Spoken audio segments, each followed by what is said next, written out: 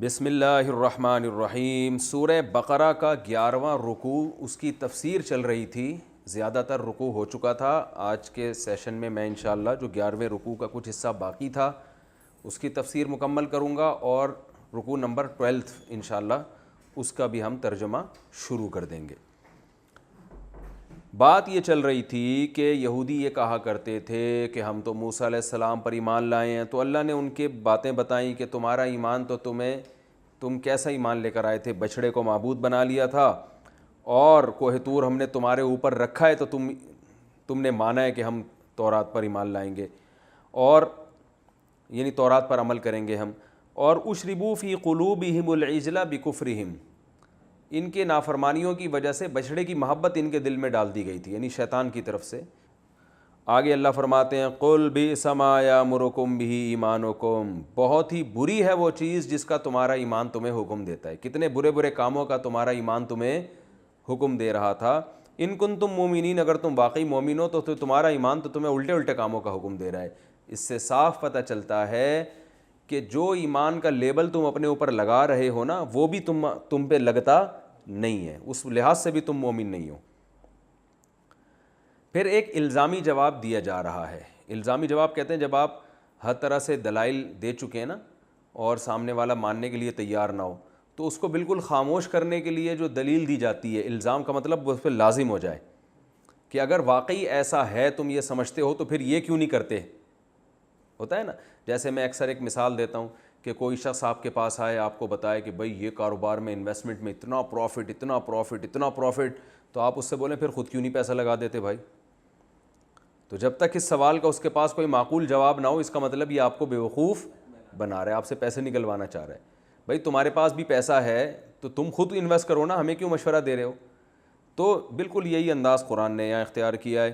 قل، اے نبی ان سے کہہ دیجئے، ان کانت لکم الدار الاخرۃ عند اللہ خالصۃ من دون الناس، تمہارا دعویٰ ہے کہ پکے مومن تو صرف ہم ہی ہیں، اور جنت میں ظاہر ہے مومن ہی جائے گا، تو صرف ہم ہی جنت میں جائیں گے۔ یعنی یہودی کہتے تھے جنت میں تو مومن جائے گا، یہ بات تو یہاں تک تو ٹھیک ہے، صرف مومن جائے گا۔ پھر کہتے تھے مومن صرف کون ہے؟ ہم ہیں، اور باقی تو سارے غیر مسلم ہیں، کافر ہیں، حتیٰ کہ جو نبی پر ایمان لے کر آ رہے ہیں وہ بھی کیا ہیں؟ غیر مسلم ہیں، یعنی وہ بھی کافر ہیں، تو ہم صرف یہودی ہی جنت میں جائیں گے۔ تو اللہ نے فرمایا ٹھیک ہے، اگر تم یہ سمجھتے ہو کہ آخرت صرف تمہارے لیے ہے، خالصۃ من دون الناس، صرف تمہیں ملے گی، لوگوں کو نہیں ملے گی، فتمنوا الموت، تو تم موت کی تمنا کرو نا اگر تم مومن ہو۔ دیکھو ہمارے ہاں کتنے لوگ شہادت کی تمنا کرتے ہیں نا، کہ اللہ کرے ہمیں شہادت مل جائے، کیونکہ ان کو یقین ہے کہ شہادت کے بعد اللہ نے شہید کے لیے بہت بڑے بڑے مقامات رکھے۔ میں نے بہت سے لبرلز کو دیکھا ہے، نہ ان کی داڑھی ہوتی ہے نہ نماز پڑھتے ہیں، لیکن وہ چاہتے ہیں کہ موت آئے تو کون سی آئے؟ شہادت کی۔ اس کا مطلب ان کا بہرحال آخرت پر کسی درجے میں ایمان ہے، چاہے عمل کی کوتاہی کیوں نہ ہو۔ لیکن میں نے بہت سے لوگوں کو دیکھا ہے، یار ہم سے زندگی میں عمل نہیں ہوتا، لیکن یار ہم چاہتے ہیں کیا؟ شہید ہو جائیں، موت ہماری شہادت کی آئے، شہادت ہمیں ملے۔ تو لیکن اللہ فرما رہے ہیں یہودیوں سے تمہاری اس قسم کی کوئی تمنا نہیں ہے۔ میں پوری آیت کی تفسیر یہ آیت پڑھ لوں گا نا تو پھر بتاتا ہوں۔ آگے فرماتے ہیں وَلَن يَتَمَنَّوْهُ أَبَدًا، اللہ فرماتے ہیں ہرگز موت کی تمنا کبھی بھی نہیں کریں گے، کیونکہ ان کو پتہ ہے کہ ہماری، یعنی ان کو خود بھی اپنے غلط ہونے کا یقین ہے۔ اس کی مثال ایسے جیسے کچھ دن پہلے نا ایک صاحب، ایک سیاسی قائد جو بڑا ہی کرپٹ آدمی ہے، جس کو سب جانتے ہیں کہ اس سے بڑا کرپٹ مارکیٹ میں گزرا نہیں ہے، تو اس سیاسی جماعت کے تھے وہ، تو اس کی بڑی تعریفیں کر رہے ہیں ہمارے سامنے کہ یار وہ بڑا نیک آدمی ہے۔ میں یہ جو واقعات سنا رہا ہوں نا قرآن کی آیت ہی کو آسان انداز میں ڈیفائن کرنے کے لیے، یہ تفسیر سے ہٹ کر نہیں ہے یہ چیزیں۔ تو وہ بڑے زبردست ہے، وہ بڑا، اس کو ووٹ دینا چاہیے، وہ تو بہت ہے بھائی، قائد تو وہی ہے، وغیرہ وغیرہ ایسی باتیں۔ اب ہمارے ساتھ ایک ساتھی تھے، دلائل سے سمجھا رہے ہیں بھائی اس نے تو یہ کیا، اس نے تو یہ کیا، یہ مان کے نہیں دے رہے، کیونکہ عصبیت، لسانیت آپ کو پتہ ہے، یہ قوم پرستی، یہ سب چیزیں۔ تو ہمارے اس دوست نے ان سے کہا کہ اچھا پھر یہ دعا کرو کہ قیامت کے دن تمہارا حشر اسی کے ساتھ ہو۔ ایک دم نہ وہ چپ ہو گیا، کہہ رہے بھائی یہ نہیں میں دعا کروں گا، اس کا مطلب تو میں خود پتہ ہے کہ وہ نیک نہیں ہے۔ تو یہاں اس کو کہتے ہیں بالکل ایسی دلیل کے قسم آپ کا مد مقابل کیا ہو جائے؟ خاموش ہو جائے۔ بھائی اگر یہ اتنا ہے، جیسے ہم جو غیر مسلم لڑائیاں لڑ رہے ہیں، بھائی تم اگر حق پر ہو تو تم اس میں شہادت کی تمنا کرو نا، وہ نہیں کرتے، ان کو پتہ ہے یار یا تو مر کے مٹی ہو جائیں گے یا یہ کہ آخرت میں سزا ملے گی. ان کو بعض دفعہ پتہ ہوتا ہے ہم ظلم کر رہے ہیں, تو جو حق پر ہوتا ہے نا وہ کہتا ہے یار کوئی بات نہیں اگر شہادت مل بھی جائے. تو اللہ فرماتے ہیں وَلَن يَتَمَنَّوْهُ أَبَدًا, یہ ہرگز موت کی تمنا نہیں کریں گے. اور تمنا نہ کرنا بعض دفعہ طبعی خوف کی وجہ سے بھی ہوتا ہے, یہ بھی ایک اشکال کا جواب ہے. ممکن ہے آپ کو کوئی نیک آدمی ملے مگر موت سے بہت زیادہ ڈرتا ہو اور شہادت کی تمنا بھی نہ رکھتا ہو, تو وہ اس لیے نہیں کہ اس کا کانسیپٹ ٹھیک نہیں ہے, بلکہ اس لیے کہ دل اس کا کمزور ہے. دل کی کمزوری کی وجہ سے بھی بعض دفعہ انسان موت سے بہت زیادہ ڈرتا ہے. تو یہ والا ڈر یہ تقویٰ کے منافی نہیں ہے, یہ تو کسی میں بھی ہو سکتا ہے. حضرت مولانا اشرف علی تھانوی نے لکھا ہم نے بعض بڑے بڑے بزرگوں کو موت سے ڈرتے ہوئے دیکھا ہے, اس لیے کہ وہ دل ان کا کمزور تھا, حالانکہ وہ بزرگ تھے. یہ تو ایک طبعی چیز ہے نا. اس کی میں ایک آسان مثال سمجھاتا ہوں آپ کو. دیکھو آپ کو پتہ ہے کہ ڈاکٹر انجیکشن لگائے گا تو میرا یہ بخار بالکل ٹھیک ہو جائے گا, اور جیسے ملیریا کسی کو انتہائی درجے کا پہنچا ہوا ہو نا, تو ملیریا کا ایک کورس ہے انجیکشن لگتے ہیں, اور اس انجیکشن کے بعد یقینی طور پر الحمدللہ شفا مل جاتی ہے. ڈاکٹر بھی بتاتے ہیں اور ہم نے بھی جس کو دیکھا ہے وہ کورس کمپلیٹ ہوتا ہے تو وہ بندہ ٹھیک ہو جاتا ہے. اب آپ کو پتہ ہے کہ یار میرے یہ ٹیکہ لگے گا تو میں بالکل فٹ فاٹ ہو جاؤں گا, تو اسی وجہ سے لوگ وہ ٹیبلٹ بھی کھا لیتے ہیں, اور اگر ڈاکٹر کہے کہ بھائی آپ کو انجیکشن ہی لگے گا, اب اتنا خطرناک ہو چکا ہے کہ اب انجیکشن کے بغیر آپ کو فائدہ نہیں ہوگا, تو لوگ انجیکشن بھی لگواتے ہیں. تو دل سے راضی ہوتے ہیں نا اس پہ, کیونکہ ان کو پتہ ہے یار اس کے بعد ہم کیا ہو جائیں گے ٹھیک. لیکن کمزور دل آدمی اس کے باوجود چیخیں مار رہا ہوگا, اور ہو سکتا ہے جب آپ اس کو ڈاکٹر کے پاس لے کر جائیں نا انجیکشن کے لیے وہ بھاگ جائے وہاں سے.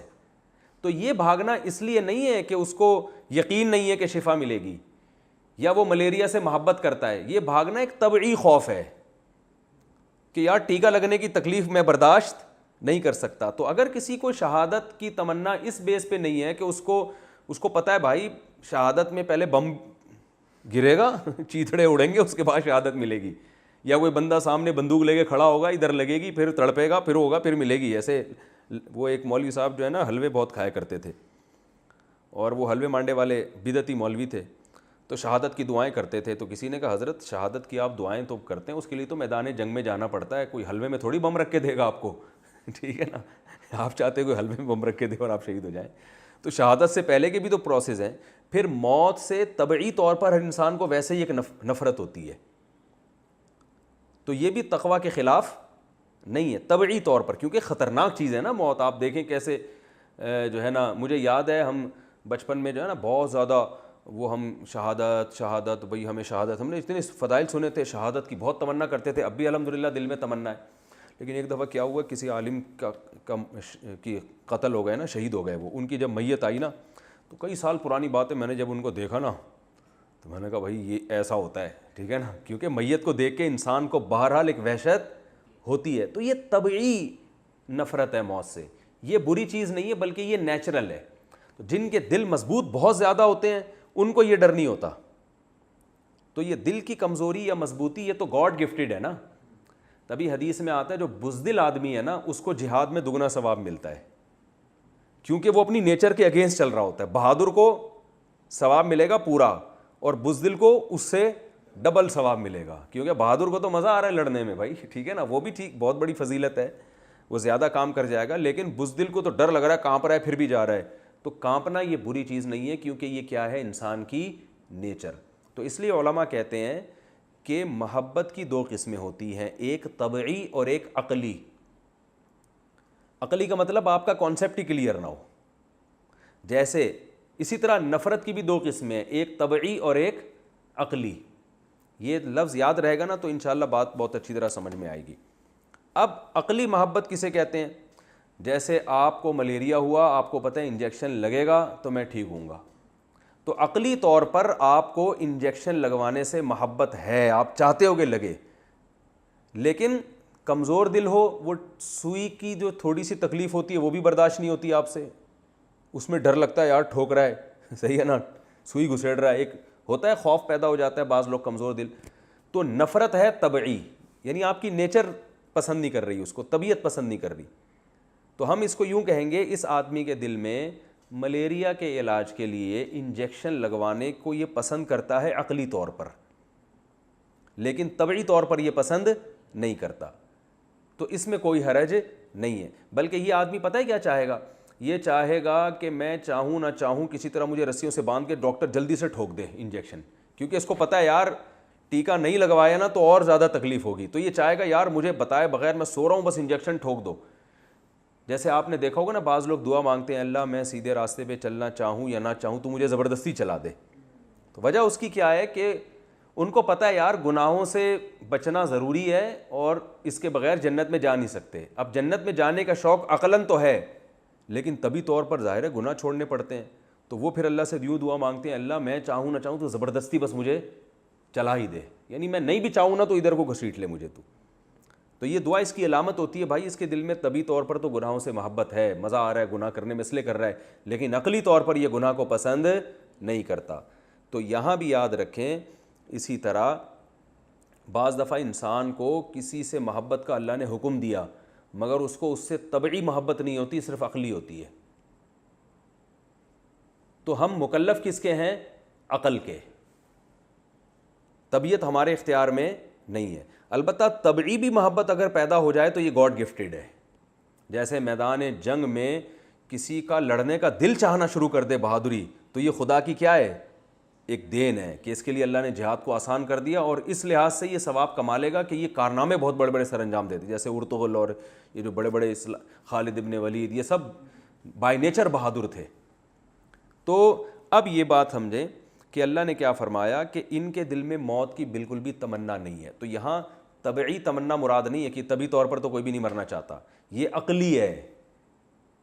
عقل سے بھی یہ چاہتے نہیں ہے کہ ہماری موت کبھی ہو, جبکہ مسلمان عقلی طور پر موت کے لیے تیار رہتا ہے. اسے پتہ ہے موت ہوگی بالآخر ایک نہ ایک دن اللہ نے چاہا تو مغفرت ہو جائے گی. ہاں کسی مسلمان کو اس بیس پہ موت سے عقلی طور پہ نفرت ہے کہ میرے اعمال ٹھیک نہیں ہیں تو پھر وہ چاہتا ہے کہ میرے اعمال ٹھیک ہو جائیں, تو وہ اس فہرست میں نہیں آئے گا, اس لیے کہ وہ چاہتا ہے کہ میرے اعمال مجھے, یعنی اس کو زندگی اس لیے نہیں چاہیے ہوتی کہ عیاشی کرے, بلکہ اس کو زندگی اس لیے چاہیے ہوتی یار ابھی تو میرے گناہ بہت زیادہ ہیں تو میری زندگی لمبی ہو تاکہ بعد میں مجھے کسی طرح گناہوں سے بچنے کی توفیق مل جائے. تو جو اس بیس پہ چاہ رہا ہے کہ میں نہ مروں وہ بھی اس آیت میں داخل نہیں ہے.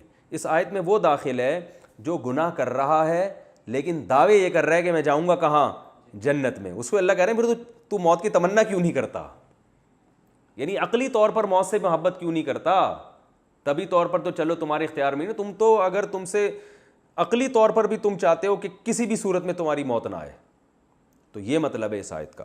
تو اللہ فرماتے ہیں وَلَن يَتَمَنَّوْهُ أَبَدًا, یہ کبھی بھی موت کی تمنا نہیں کریں گے, بِمَا قَدَّمَتْ أَيْدِيهِمْ, اپنے اعمال کی وجہ سے.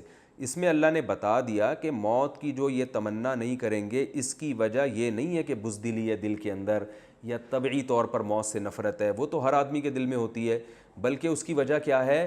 بدعمالیاں. بدعمالیاں اتنی ہیں ان کو پتہ ہے مرے تو گئے سیدھا کہاں؟ جہنم میں. تو اس لیے ان کو زندگی کی بہت زیادہ ہوس ہے, لالچ ہے. واللہ علیم بالظالمین, اللہ ایسے ظالموں کو جانتا ہے. اور اللہ نے فرمایا یہ زندگی پر اتنے حریص ہیں, اتنے لالچی ہیں. دیکھو مسلمان یہ نیک اعمال کرنے والا زندہ رہتے رہتے بھی ایک وقت آتا ہے پھر تیار ہو جاتا ہے موت کے لیے کہ یار چلو 60 سال 70 سال 80 سال ہو گیا, پتہ ہے بھائی جانا ہی ہے.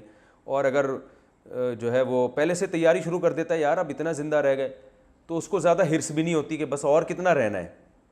لیکن اللہ فرماتے ہیں ان کے دل میں اتنی لالچ ہے, یود احدہم, ان میں سے ہر ایک چاہتا ہے لو یعمر الف سنہ, کاش 1000 سال مجھے زندگی مل جائے. تو اللہ فرماتے ہیں اس خوش فہمی میں ہے کہ اگر 1000 مل گئی تو بچ جائیں گے. اللہ فرماتے ہیں وما هو بمزحزحہ من العذاب, یہ 1000 سال کی زندگی ان کو عذاب سے نہیں بچا سکتی. اگر بالفرض زندگی مل بھی گئی تو جانا کہاں ہے؟ جہنم میں. اب یہاں بھی ایک اشکال ہو سکتا ہے, بھائی یہ تو ہر آدمی چاہتا ہے مجھے 1000 سال کی زندگی ملے. چاہتے ہیں کہ نہیں چاہتے؟ اگر مجھ سے کوئی پوچھے آ کے یار تمہیں ایک دوا میں کھلا دوں گا تم 1000 سال زندہ رہو گے, تو میں بھی کوشش کروں گا, میں کہہ دوں 1000 کے میں 2 ٹیبلٹ کھاؤں گا تاکہ 2000 سال زندہ رہوں. تو پھر یہاں یاد رکھیں یہاں 1000 سال جو ان کی چاہت تھی نا زندہ رہنے کی, اس چاہت کی بیس غلط ہے. وہ بیس یہ ان کو پتہ ہے مریں گے تو کہاں جائیں گے؟ جہنم میں, اس لیے بچنا چاہ رہے ہیں. جبکہ مسلمان کی بیس کیا ہے؟ بھائی زندگی اللہ کی ایک نعمت ہے جو ایک ہی دفعہ ملتی ہے, بار بار نہیں ملتی, تو وہ اس بیس پہ زندہ رہنا چاہے گا. تو اس لیے قرآن کی آیتوں کے ظاہر کو کبھی نہیں لیا جاتا, بلکہ اس کے کس پیرائے میں یہ ذکر کیا جا رہا ہے اس کو دیکھا جاتا ہے۔ تو پیرائے کیا؟ بما قدمت ایدیہم، ان کے اعمال ایسے ہیں، ان اعمالوں کی وجہ سے یہ سب ان کے جذبات پیدا ہو رہے ہیں۔ تو واللہ بصیر، ہاں واللہ بصیر بما یعملون، جو کچھ یہ کر رہے ہیں اللہ ان کو جانتا ہے۔ ایک آیت رہ گئی، ومن الذین اشرکوا، فرمایا وَلَتَجِدَنَّهُمْ أَحْرَصَ النَّاسِ عَلَىٰ حَیَاتٍ، لوگوں میں یہ زندگی پر سب سے زیادہ حریص ہیں۔ دنیا میں جتنی قومیں ان میں سب سے زیادہ ان کو زندہ رہنے کا شوق ہے، حالانکہ جس کا آخرت پر ایمان ہو، اعمال ہو، اس کے دل میں زندگی کی ہوس زیادہ نہیں ہوتی۔ لیکن جو دوسرے غیر مسلم ہیں نا، جن کا آخرت پر ایمان نہیں ہے، جو یہ جانتے ہیں کہ مر کے مٹی ہو کے ختم ہو جائیں گے، ان سے بھی زیادہ ان کو زندہ رہنے کا شوق ہے، اس لیے ان کو پتہ ہے کہ ہمارا انجام آخرت میں بہت خراب ہونے والا ہے۔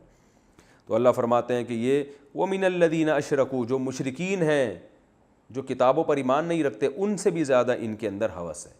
تو اب اللہ نے یہ پوری بات کیوں بیان کی کہ دعوے ان کے کیا ہیں کہ ہم ایمان والے ہیں، اور اعمال اس دعووں کے بالکل اگینسٹ ہیں، یعنی اس دعوے سے ان کے اعمال بالکل بھی میچ نہیں کر رہے۔ تو یہ رکوع تھا۔ اب ہم رکوع شروع کرتے ہیں جی، سورہ بقرہ کا رکوع نمبر 12، اور اس 12ویں رکوع میں پہلے میں اس کا انشاءاللہ لفظی ترجمہ اور مختصر گرامر، پھر اس کی مختصر تفسیر۔ قل، اے نبی ان سے کہہ دیجئے، من کان عدوا، جو بھی دشمن ہے، عدو دشمن کو کہتے ہیں نا، عدو کسے کہتے ہیں؟ مشہور لفظ ہے اردو میں استعمال، جن کو اردو ہندی آتی ہے ان کے لیے قرآن سمجھنا بہت آسان ہے۔ من کان عدوا لجبریل، جو بھی دشمن ہے جبریل کا، فإنہ نزلہ، تو بے شک اس جبریل نے نزلہ نازل کیا ہے، سبحہ کی طرح، اس قرآن کو، علی قلبک آپ کے دل پر، بإذن اللہ، اللہ کے حکم سے، مصدقاً، اور یہ قرآن تصدیق کرنے والا ہے، لما بین یدیہ، جو اس کے دونوں ہاتھوں کے سامنے ہے۔ یہ محاورہ ہے نا، یعنی اس سے پہلے جو کتابیں گزر چکی ہیں، جو اس کے سامنے ہیں، جو چیز پہلے گزر چکی ہوتی ہے وہ آپ کے سامنے ہوتی ہے، جو بعد میں آنے والی ہے وہ آپ کے سامنے نہیں ہے، تو اس کو خلف کہا جاتا ہے، جو آپ کے بعد۔ یہ تصدیق کرتی ہے لما بین یدیہ، جو اس سے پہلے کی کتابیں ان کی تصدیق کرتی ہے، وہدن، اور ہدایت ہے، وبشریٰ، خوشخبری ہے، للمؤمنین، ایمان والوں کے لیے۔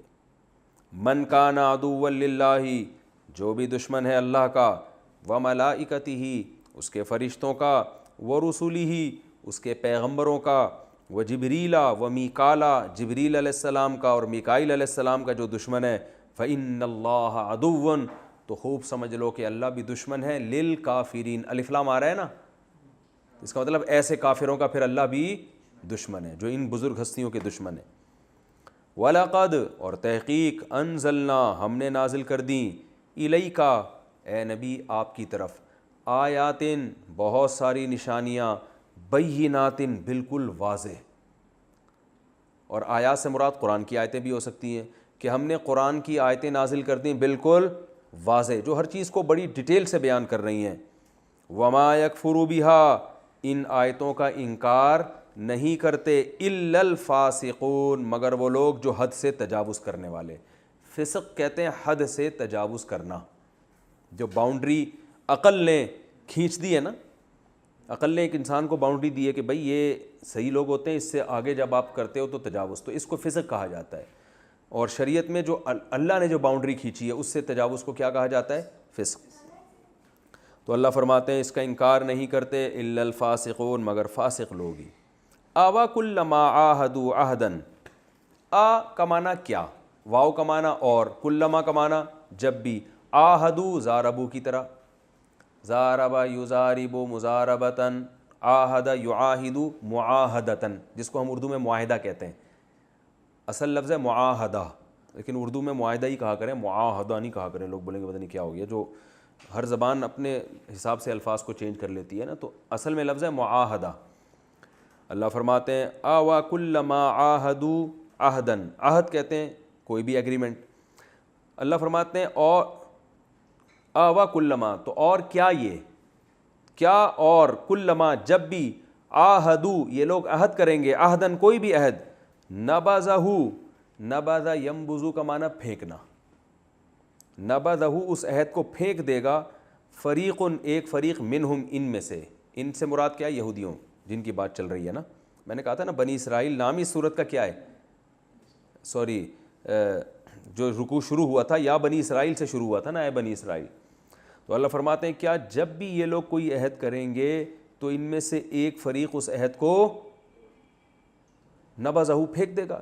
پھینکنے سے مراد یہ کنایا ہے توڑنے سے، تو بہت برے طریقے سے توڑنے کو تعبیر کیا جا رہا ہے پھینکنے سے. یعنی جیسے ایگریمنٹ، جیسے آپ کے پاس کوئی فائل ہے نا، اٹھا کے آپ نے پھینک دی، کوئی لفٹ ہی نہیں کرا رہے آپ اس کو. تو کیونکہ انہوں نے اللہ سے پہلے عہد لیے ہیں کہ ہم جب بھی پیغمبر آئے گا ایمان لائیں گے، تو اللہ فرماتے ہیں کیا جب بھی کوئی عہد اللہ سے کرو گے تو توڑو گے ہی لازمی اس کو. یہ ایک سوال ہے ان سے کہ کبھی تو اللہ سے کیے ہوئے معاہدے کو پورا کر لیا کرو. فرمایا بل اکثرہم، بلکہ ان میں اکثر ایسے ہیں لا یؤمنون جو سرے سے ایمان لاتے ہی نہیں ہیں. ولما، اور جب جاءہم آ گیا ان کے پاس رسول، ایک رسول مراد نبی صلی اللہ علیہ وسلم میں، من عند اللہ، اللہ کے پاس سے، اللہ کی طرف سے، مصدق، جو تصدیق کر رہا ہے، لما، اس کتاب کی، معہم، جو ان کے پاس ہے. میں نے بتایا نا بار بار قرآن یہ لفظ کیوں استعمال کرتا ہے کہ ان کی کتابوں کی تصدیق، کہ اس میں آزمائش ان کے لیے کم ہے، کوئی نیا دین لے کے نہیں آ رہا. نبذ فریق، تو پھینک ڈالا ایک جماعت نے، من الذین اوتوا الکتاب، ان لوگوں میں سے جن کو کتاب دی گئی ہے. جن کو کتاب دی گئی وہ یہود و نصارہ ہے نا، تو یہود و نصارہ میں سے ایک فریق نے پھینک ڈالا کتاب اللہ، اللہ کی کتاب کو، وراء ظہورہم، ظہر پشت کو کہتے ہیں اور ظہور اس کی جمع، اپنی پشتوں کے پیچھے. ورا پہلے بھی گزر چکا ہے نا، ما ورائے عقل، ما ورائے عدالت. تو اللہ کی کتاب کو انہوں نے اٹھا کے کیا کر دیا، اپنی پشت کے پیچھے پھینک دیا. تفسیر میں انشاءاللہ اچھی طرح بتاؤں گا میں. کأنہم، انا کا معنی یا انا کا معنی بے شک، اور کأن کا معنی گویا کے. یہ میں پہلے بتا چکا ہوں نا، کأن زیدن قائم، گویا کہ شاید زید کیا ہے، کھڑا ہوا ہے. گویا کا مطلب شاید لگ ایسے رہے، ٹھیک ہے نا. تو کأنہم، گویا کہ لا یعلمون، یہ جانتے ہی نہیں ہیں، یعنی ایسے بن رہے ہیں جیسے ان کو کچھ پتہ ہے ہی نہیں. ایسے انہوں نے کتاب اللہ کو اٹھا کے پیچھے پھینک دیا ہے. واتبعوا، اور اتباع کی انہوں نے، فالو کیا انہوں نے، ما، اس چیز کو، تتلو الشیاطین، جس کو شیاطین فالو کرتے تھے.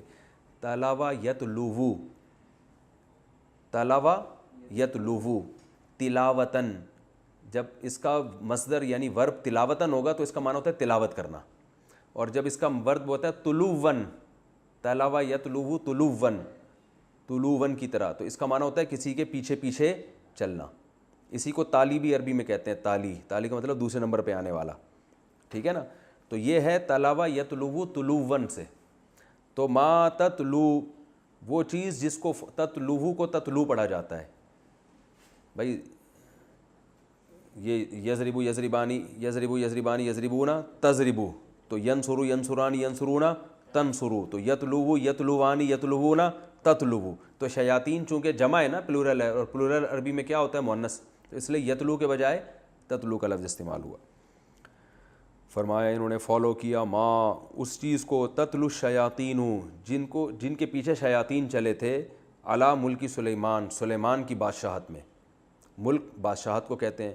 سلیمان علیہ السلام کے دور حکومت میں شیاطین جس چیز کے پیچھے چلے تھے، یہودی بھی کیا اسی چیز کے پیچھے چلنا شروع ہو گئے.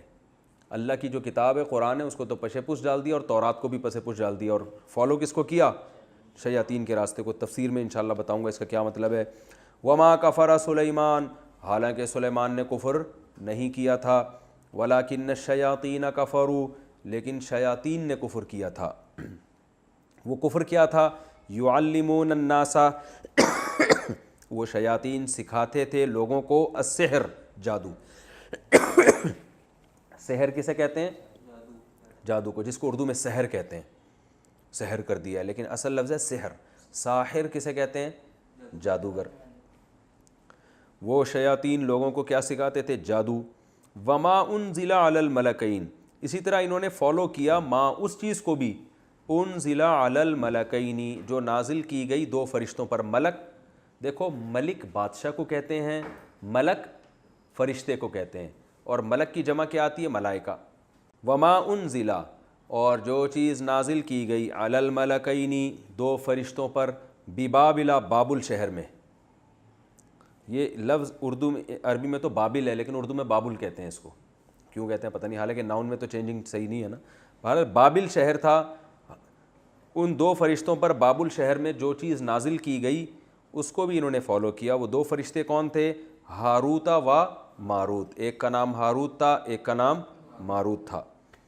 وما یعلمانی, اور نہیں سکھاتے تھے وہ دونوں فرشتے.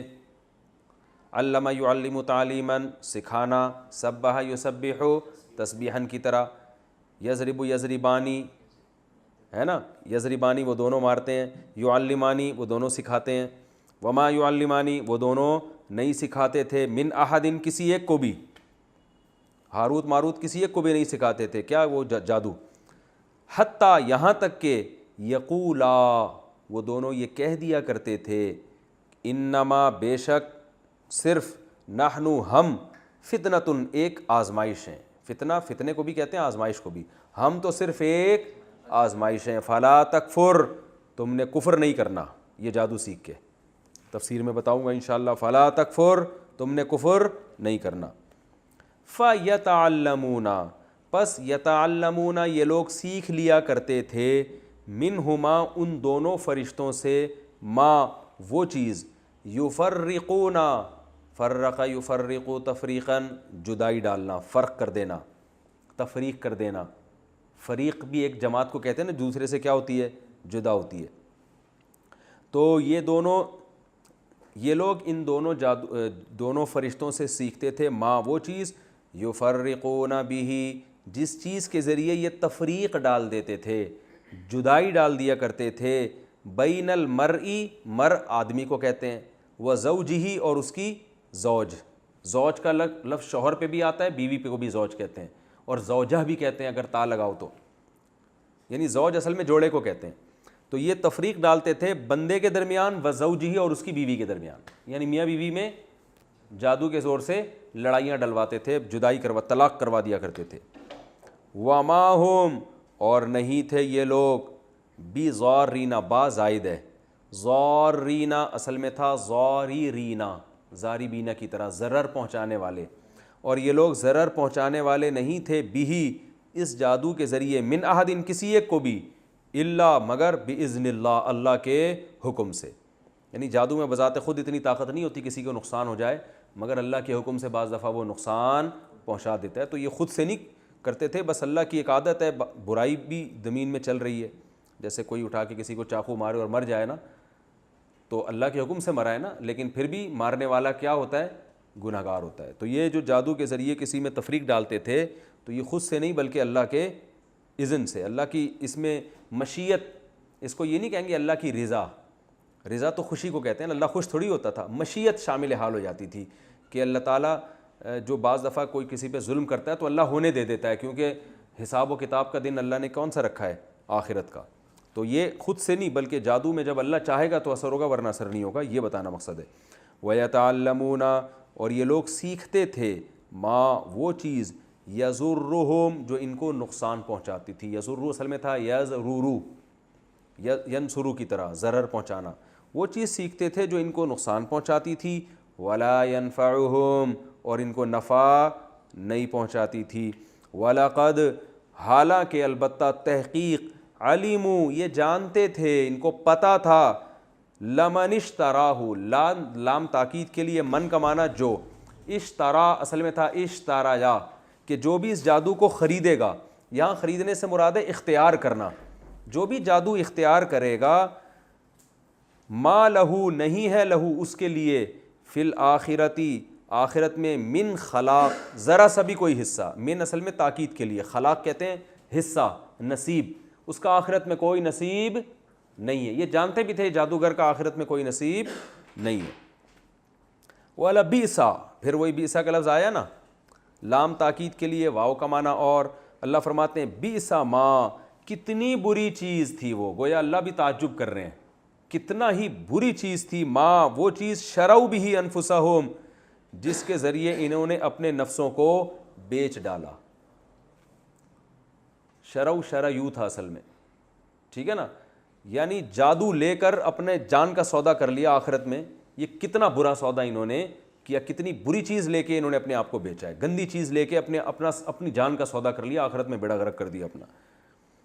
وَلَبِئْسَ مَا شَرَوْا بِهِ أَنفُسَهُمْ, کتنی بری چیز ہے جس کے ذریعے انہوں نے اپنی نفسوں کو بیچ ڈالا. لَوْ كَانُوا يَعْلَمُونَ, کاش یہ لوگ جان لیتے. اللہ کا جو کاش ہے نا وہ ہمارے کاش کی طرح نہیں ہوتا, کیونکہ اللہ تعالیٰ ہم سے ہمارے محاوروں میں بات کرتے ہیں. یعنی اللہ گویا یہ بتا رہے ہیں کہ یہ جان لیتے آخرت میں ان کو کتنا شدید نقصان ہو رہا ہے, حقیقت یعنی عین الیقین ہو جاتا ہے ان کو, تو یہ ایسا نہ کرتے.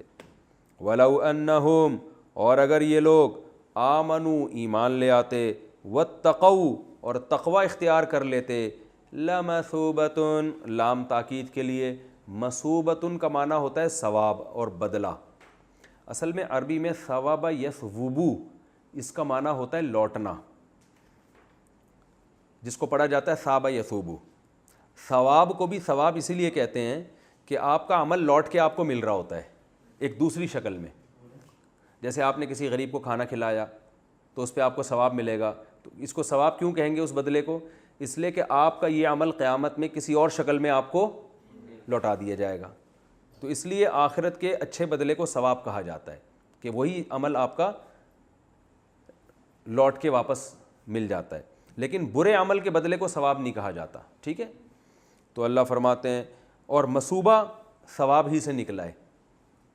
تو اللہ فرماتے ہیں کہ اگر ان کی ایمان لے آتے اور تقوی اختیار کرتے, لَمَثُوبَةٌ مِّنْ عِنْدِ اللَّهِ, تو اللہ کی طرف سے جو ثواب ہے نا, خیر, وہ اس سے بہتر ہے. یعنی جادو میں پڑھ کر جو انہوں نے دنیا کا تھوڑا سا فائدہ حاصل کر لیا, اگر یہ جادو میں نہ پڑھتے اور صحیح معنوں میں ایمان اور تقوی والی زندگی اختیار کرتے تو آخرت میں جو ان کو ملنے والا تھا وہ بہت زیادہ تھا. لَوْ كَانُوا يَعْلَمُونَ, کاش یہ لوگ جان لیتے تو پھر ایسا نہ کرتے. یہ اس رکوع کا لفظی ترجمہ کیا میں نے. اب انشاءاللہ ہم اس کی تفسیر بیان کریں گے. تفسیر جو ہے نا بیان کرنے کے لیے وقت تھوڑا ہی رہ گیا ہے. کتنا ٹائم رہ گیا ہے؟ 3 منٹ رہ گئے, 8 منٹ رہتے ہیں. ہاں پھر تو ٹھیک ہے, آدھے کم از کم آدھے رکوع کی تو تفسیر ہو جائے گی. تو یہ جو رکوع شروع ہو رہا ہے نا, 12واں رکوع, اس میں شروع میں کیا اللہ نے فرمایا؟ قُلْ مَنْ كَانَ عَدُوًّا لِجِبْرِيلَ, جو جبریل کا دشمن ہے تو جبریل نے تو آپ کے قلب پہ کلام اللہ کو نازل کیا ہے. ہوتا یہ تھا کہ نہ ماننے کے 100 بہانے ہوتا ہے نا. یہودی یہ کہا کرتے تھے کہ محمد صلی اللہ علیہ وسلم پہ جو فرشتہ قرآن لے کر آ رہا ہے تو محمد صلی اللہ علیہ وسلم کہتے ہیں وہ تو جبریل ہے. تو جبریل سے ہمیں ذاتی دشمنی ہے, کیونکہ جبریل نے بہت ساری امتوں کو تباہ کیا اور ہمارا بھی بہت سارے مقامات پہ جبریل نے بیڑا غرق کیا ہے. کیونکہ جب عذاب آیا کرتا تھا نا قوموں پہ, تو قرآن میں آتا ہے نا, پچھلی آسمانی کتابوں میں اللہ نے جبریل کو حکم دیا, انہوں نے بستی الٹ دی. تو یہ جبریل نے ہم میں بہت سے لوگوں کو تباہ کیا ہے, اور جبریل بہت سے مشکل حکام لے کے بھی نازل ہوتے ہیں. تو جبریل سے ہماری کیا ہے؟ دشمنی ہے. تو جبریل کے علاوہ کوئی اور فرشتہ آئے گا تو ہم ایمان لے کر آئیں گے. تو یہ جہالت کی باتیں. تو اللہ نے فرمایا کہ بھائی جبریل اور جتنے پیغمبر اور جتنے انبیاء ہیں یہ سب اللہ کے محبوب بندے ہیں. ان سے دشمنی کا مطلب ان سے دشمنی نہیں بلکہ اللہ سے, کیونکہ یہ سب اللہ کے طرف سے پیغام, یہ اپنے اختیار سے تھوڑی لے کر آ رہے ہیں. اگر مشکل حکام بھی لے کر آئے تو اپنے اختیار سے تھوڑی لے کر آئے ہیں, یہ کس کی طرف سے لائے ہیں؟ اللہ کی طرف سے. تو اللہ نے فرمایا قول, ان سے کہہ دیجئے, من کان عدوا لجبریل, جو بھی جبریل کا دشمن ہے, فإنہ نزلہ, تو جبریل نے تو نازل کیا ہے آپ کے اوپر, علی قلبک, آپ کے قلب پر, بإذن اللہ, اللہ کے حکم سے. اپنی مرضی سے تھوڑی نازل کیا ہے جس میں تمہارے پول پٹیاں کھولی جا رہی ہیں. ٹھیک ہے نا. وہ کہتے تھے جبریل ان کو آ کے سکھا رہے ہیں اور ہمارے راز کیا کر رہے ہیں؟ فاش کر رہے ہیں. ہمارے بارے میں بتا رہے ہیں کہ انہوں نے بچھڑے کو معبود بنایا, کوہ طور ہمارے سر پہ آ گیا, ہم نے پیغمبروں کو ستایا. تو یہ سارے راز کون فاش کر رہا ہے؟ جبریل. تو ان کو ذاتی دشمنی کس سے ہو گئی تھی؟ جبریل سے. تو اللہ نے فرمایا وہ تو جبریل نے اللہ کے حکم سے نازل کیا ہے, اور جو نازل کیا مصدقا لما بین یدیہ, وہ تمہاری آسمانی کتابوں کی بھی تو جبریل ہی تصدیق کر رہے ہیں. جو کلام جبریل لے کر آ رہے ہیں وہ کلام تمہاری کتابوں کو بھی تو سچا قرار دے رہا ہے. مشرکین تو تم لوگ کو سچا تھوڑی مانتے ہیں, یہ تو قرآن ہے جو تمہاری کتابوں کو بھی کیا کہہ رہا ہے؟ سچا. بلکہ حقیقت میں قرآن نے جتنی قدر ان پیغمبروں کی ہمیں سکھائی ہے, حضرت موسیٰ, حضرت عیسیٰ, حضرت داؤد, حضرت سلیمان, اتنی تو خود یہودی اور عیسائی بھی اپنے پیغمبروں کی قدر نہیں کرتے. تو جبریل سے تو تمہیں محبت ہونی چاہیے, وہ تو تمہاری کتابوں کی تصدیق والی آیتیں لے کے نازل ہو رہے ہیں. وہدن، اور جو کلام جبریل کے ذریعے نازل ہوا ہے اس میں ہدایت ہے، سیدھا راستہ ہے، گائیڈنس ہے. وبشریٰ للمؤمنین، اور ایمان لانے والوں کے لیے کیا ہے؟ خوشخبری ہے. تو تم ایمان لے آؤ تو جبریل جو کلام لے کر آئیں گے وہ تمہارے لیے خوشخبری کا سبب بن جائے گا. پھر آگے اللہ نے ایک اور اصول بیان کیا کہ بھئی اللہ کا ایک اصول ہے کہ جو اللہ کے محبوب لوگ ہوتے ہیں اللہ ان سے دشمنی برداشت نہیں کرتا، بلکہ وہ ان سے دشمنی اللہ سے دشمنی ہوتی ہے. من کان عدوا للہ، یاد رکھو جو اللہ کا دشمن ہے اور فرشتوں کا دشمن ہے اور اس کے پیغمبروں کا دشمن ہے اور جبریل اور میکائیل جیسے فرشتوں کا دشمن ہے، فإن اللہ عدو للکافرین، تو اللہ بھی ایسے کافروں کا دشمن ہے. اس آیت سے ہمیں یہ بھی پتہ چلتا ہے کہ اہل اللہ سے محبت یہ بہت ضروری ہے. جو لوگ بھی اللہ والے ہوتے ہیں نا، جن کو اللہ سے محبت ہوتی ہے، اور ظاہر ہے جن کو اللہ سے محبت ہے تو اللہ کو بھی ان سے محبت ہوگی، تو ان سے دشمنی رکھنا یہ بہت خطرناک ہے. رسول اللہ صلی اللہ علیہ وسلم نے فرمایا من عادى لی ولیا فقد آذنتہ بالحرب، کہ اللہ تعالیٰ فرماتے ہیں کہ جو میرے کسی ولی سے دشمنی رکھتا ہے میرا اس کے خلاف اعلان جنگ ہے. اعلان جنگ کی وعیدیں صرف دو گناہ پر، ایک سود پر ہے کہ جو سود کھاتا ہے اللہ کا اعلان جنگ ہے، یہ بہت بڑی وعید ہے. کیونکہ جنگ کے اعلان کا مطلب یہ ہوتا ہے کہ جب دشمن، آپ دیکھیں نا، جب دو ملک کی فوجیں آمنے سامنے ٹکراتی ہیں، لڑتی ہیں، تو ان کے لیے دوسرے فوجی کے ساتھ ہر قسم کا سلوک اس وقت حلال ہوتا ہے. اسے قتل کرنا بھی جائز ہے، گرفتار کرنا بھی جائز ہے، اس کا مال سارا لوٹنا جائز ہے، بلکہ یہ کمال سمجھا جاتا ہے اس موقع پہ. تو اعلان جنگ کا مطلب یہ ہوتا ہے کہ اب ہمارا تمہارا کوئی ایگریمنٹ نہیں ہے، ہمارے لیے تمہاری ہر چیز حلال ہو گئی ہے، قتل بھی کر سکتے ہیں، تمہارا سارا مال بھی چھین سکتے ہیں. یعنی اب ہر قسم کا نقصان پہنچانے کی کوشش کرنا نہ صرف جائز بلکہ ہمارے لیے کیا ہے؟ کمال. جب دو ملک کی فوجیں لڑ رہی ہوتی ہیں تو اس ملک کی فوج کے لیے دوسرے ملک کی فوج کو نقصان پہنچانا یہ عیب سمجھا جاتا ہے یا کمال؟ تو کمال سمجھا جاتا ہے نا کہ ہم نے لوہے کے چنے چبوا دیے ان کو. تو یہ اعلان جنگ کا جو اعلان ہے یہ بڑا خطرناک ہے. تو سود خور کے خلاف ہے اللہ کا اعلان جنگ. اور دوسرا اسی وجہ سے امام مالک سے پوچھا گیا سب سے بڑا جرم کون سا؟ انہوں نے فرمایا سود کھانا، کیونکہ اعلان جنگ کا وعدہ اللہ نے سود پہ کیا ہے. لیکن جمہور کا قول یہ ہے کہ اسلام میں فرض نماز قضا کر دینا یہ اسلام لانے کے بعد سب سے بڑا جرم ہے. اور راجح قول یہی ہے کہ اسلام لانے کے بعد یہاں تک کہ علماء نے لکھا ہے زنا سے بھی بڑا، چوری سے بھی بڑا جرم جو ہے نا نماز کا قضا کر دینا، کیونکہ یہ اسلام کی علامت ہے. اور آج دیکھو کتنی چھوٹی چھوٹی باتوں میں لوگ نماز چھوڑ دیتے ہیں. تو اللہ نے فرمایا ہاں دوسرا کیا ہے کہ جو میرے ولی سے دشمنی کرتا ہے. تو اب یاد رکھو ولی کا مطلب یہ نہیں ہوتا اس سے کبھی کوئی غلطی نہ ہو. لوگ کہتے ہیں فلاں نیک ہے لیکن اس نے تو غلطی کی ہے. تو بھائی غلطی ہونے کے باوجود وہ تو پیغمبر صرف معصوم ہوتے ہیں نا. تو ولی کا مطلب یہ ہے کہ بیچارے سے غلطی اگر ہو بھی جائے تو وہ توبہ کر لیتا ہے. تو اس لیے نیک لوگوں سے دشمنی کرنا یہ بہت بڑا جرم ہے. اس آیت سے ہمیں پتہ چلتا ہے. آگے اللہ فرماتے ہیں وَلَقَدْ أَنزَلْنَا إِلَيْكَ آيَاتٍ بَيِّنَاتٍ، ہم نے آپ پر بہت ساری واضح آیتیں نازل کر دی ہیں اور اس کا انکار وہی لوگ کریں گے جو حدود سے تجاوز کرتے ہیں.